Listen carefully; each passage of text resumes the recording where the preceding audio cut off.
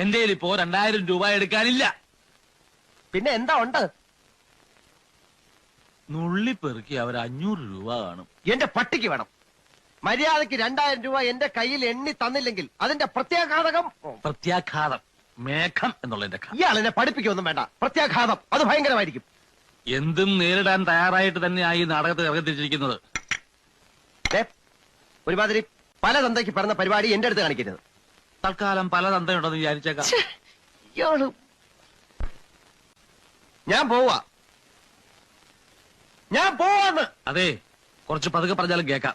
പിന്നെന്താ ഞെട്ടാത്തത്? സാധാരണ ഇത്ര നിസ്സാര കാര്യങ്ങൾക്ക് ഞാൻ ഞെട്ടാറില്ല. ഓഹോ, പിന്നെ ഞാൻ അങ്ങനെ വെറുതെ പോകുന്നൊന്നും വിചാരിക്കണ്ട. ഈ വിവരം മുഴുവൻ ആ മൂപ്പിലാനെ കണ്ട് ധരിപ്പിച്ചിട്ടാ ഞാൻ പോവും. ഒരു ചാൻസ് കൂടെ തരാം. 250 250 ഉറപ്പിക്കുന്നോ? രണ്ടുപേരോടും കൂടെ ചോദിക്കുന്നത്. എടോ, തനിക്ക് നാണമില്ലേടോ?